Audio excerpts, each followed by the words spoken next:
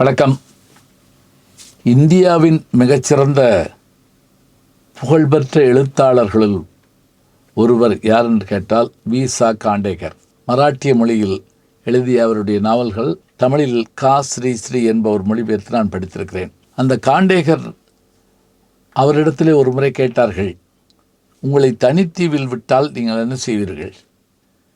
மனிதர்கள் இல்லாத தனித்தீவில் நான் இருப்பேன், ஆனால் பஞ்சதந்திர கதைகள், 1001 இரவு அரபு கதைகள், ஈசாப் நீதி கதைகள், விக்ரமாதித்தன் கதைகள், இதை மட்டும் என்னிடம் கொடுத்து விட்டால் போதும் என்று சொன்னாராம். உண்மையில் இந்த கதைகளை எல்லாம் நம்முடைய ஜி. ஞானசம்பந்தன் யூடியூப் சேனல் நம்ம சொல்லிக்கிட்டு வர்றோம்.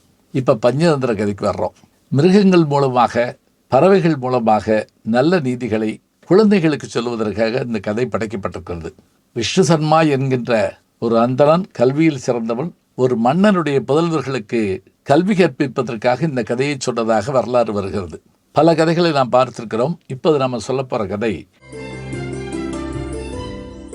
நன்றி மறந்த பொற்கொள்ளனுடைய கதை. என்ன அப்படின்னு பார்த்தீங்கன்னா, ஒரு ஊரில் ஒரு அந்தணன், யக்ஞதத்தன்னு பேர். அவன் வேலை எதுவும் கிடைக்காம வீட்டிலே இருக்கிறான். அவன் மனைவி அவனை திட்டிக்கிட்டே இருக்காங்க, என்ன சம்பாதிக்கலாம், ஒன்றும் இல்லை அப்படி இப்படின்னு சொல்ல அவன் கேட்டு கவலைப்பட்டுட்டு ஒரு நாள் என்ன பண்ணான், காட்டு வழியாக போனான். போகிறப்ப ஒரு பாலும் கிணறு இருந்தது. தண்ணீர் இல்லை, உள்ள ரொம்ப ஆழமாக இருந்தது. அதுக்குள்ளே பார்த்தீங்கன்னா ஒரு புலி, ஒரு குரங்கு, ஒரு பாம்பு, ஒரு மனுஷன் வேறு கிடக்கிறேன் உள்ள.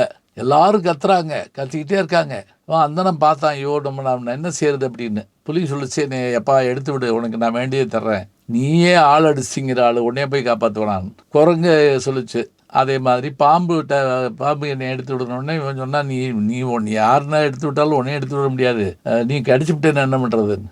அதுக்கு பாம்பு சொல்லிச்சு, இந்த பாரு, நாங்கள் விஷம் வச்சிருப்போமே தவிர கடிக்க மாட்டோம், அவனுக்கு விதி முடிஞ்சாதான் எங்கிட்ட வந்து கடி வாங்குவாங்க, அதனால நீ ஒன்றும் கவலைப்படாத. இப்படி 3 சொல்ல சரி பாவம் அப்படி நினச்சிட்டு இவன் என்ன பண்ணால், முதல்ல புளியை காப்பாற்றினான், குரங்கு காப்பாற்றினான், பாம்பை காப்பாற்றினான். இப்போ கீழே இருந்து மனுஷன் கத்திக்கிட்டு இருக்கான். இந்த 3 சேர்ந்து சொல்லிச்சு, இங்கே பாரு, நீ மனுஷன் நினச்சி காப்பாற்றிடாத, அவனால் உனக்கு ஆபத்து இருக்குது சொல்லிவிட்டு புலி சொல்லிச்சு, இந்த மலைக்கு அந்த பக்கம் தான் என்னுடைய குகை இருக்குது, நீ அந்த பக்கம் வந்தேன்னா வா, உனக்கு நான் உதவி செய்கிறேன். அதே போல் குரங்கு சொல்லிச்சு, அதே போல் பாம்பும் சொல்லிச்சு. எல்லாம் விடைபெற்றுச்சு. இப்போ கீழே இருக்க மனுஷன் கற்றுன்னு கத்துறான்.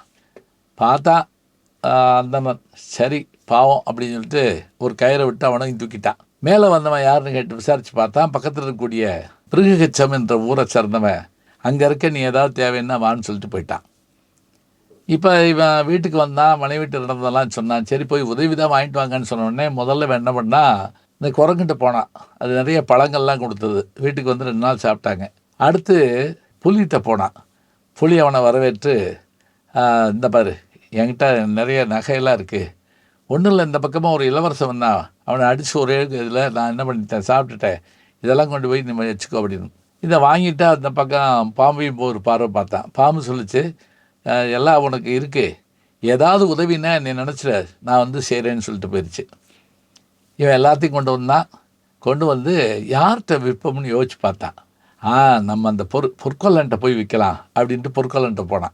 இந்த பொற்கொள்ளை என்ன பண்ணால், அதை பார்த்த உடனே, ஆஹா, இந்த பையன் தான் இளவரசனை கொண்டிருக்கான், இது அவனுடைய இளவரசனுடைய நகை தான், இப்போ இவனை காட்டி கொடுத்தோம்னா அரசர் நமக்கு வேண்டியதை கொடுப்பாருன்னு சொல்லிட்டு அந்த நகையை வாங்கிட்டு, இரு நான் விற்றுட்டு வரேன்ட்டு போயிட்டான். போனால் காவலர்கள் வந்து எப்படி கோவலனை பிடிச்சாங்களோ அது மாதிரி பிடிச்சிட்டாங்க.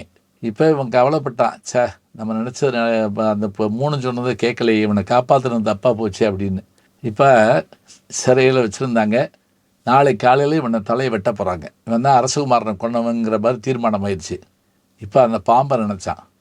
அந்த பாம்பு அந்த இது வழியாக வந்து சிறைக்குள்ளே வந்து இவனுடைய நிலைமையை பார்த்துட்டு, சரி கவலைப்படாத, நான் போய் நேராக அந்த அரசனுடைய மனைவி பேரரசியை கடிக்கிறேன், யார் வந்தாலும் காப்பாற்ற முடியாது, நீ போய் தொட்டேன்னா விஷம் சரியாக போயிடும், உனக்கு வேண்டியது கிடைக்கும்னு சொல்லிட்டு பாம்பு போய் அந்த அரசியை கடிச்சிருச்சு.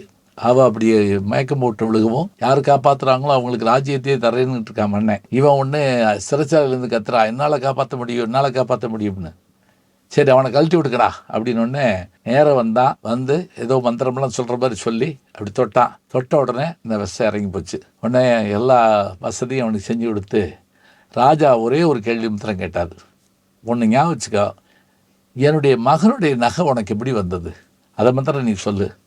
அவன் சொன்னான், ஒன்றும் இல்லை, இப்படி இவ்வளோ பேரை காப்பாற்றினேன், அந்த புலி எனக்கு கொடுத்துச்சு, இவன் அன்னையை காட்டி கொடுத்தான். உடனே மன்னன் கேட்டுட்டு ஆச்சரியப்பட்டுட்டு, சரி இந்த நகையெல்லாம் நீயே வச்சுக்கோ, உனக்கு வேண்டிய வசதி வச்சுக்கன்னு சொல்லிட்டு அந்த பொற்கொள்ளனை கூப்பிட்டு, ஏப்பா உன்னை காப்பாற்றுறவனுக்கு தீமை செய்யலாமா அப்படின்னு சொல்லி உன்னை தண்டிக்க போகிறேன் அப்படின்னு சொல்லி அவனுக்கு தண்டனை கொடுத்து இந்த அந்தணனுக்கு வேண்டியதை கொடுத்து வழி அனுப்பினான். இந்த கதையை தமணகனுக்கு சொன்ன அந்த நரி சொல்லிச்சு, நன்றி மறப்பது நன்றன்று, அதுபோல் நன்றியை மறந்தவர்களுக்கு நாம் எப்போதும் உதவி செய்யக்கூடாது. இந்த கதையை கேட்டவுடனே நம்ம புரிஞ்சுக்கிறது என்ன, சின்ன உதவி செஞ்சாலும் அவங்களுக்கு நாம் நன்றி செய்யணுங்க, வாழ்நாளெல்லாம் மறக்கக்கூடாது. நன்றி மறப்பது நன்றன்று, நன்றல்லது அன்றே மறப்பது நன்று. நல்ல செய்திகளை நாளும் சிந்திப்போம், நாளை சந்திப்போம். வணக்கம். ஜி ஞானசம்பந்தன் யூடியூப் சேனல் பாருங்கள். உங்களை தேடியே உங்கள் வீட்டுக்கு வருது. கேட்காம ஒரு விஷயம் உங்களை தேடி வருது பாருங்கள், அதை பிடிச்சி வச்சுக்கோங்க. நம்முடைய யூடியூப் சேனலை சேர்ந்து Instagram, Facebook, Twitter, blog, WhatsApp channel என்று அத்தனையிலும் நான் முன்தொடர்ந்து செல்கிறேன். நீங்கள் பின்தொடர்ந்து வாருங்கள்.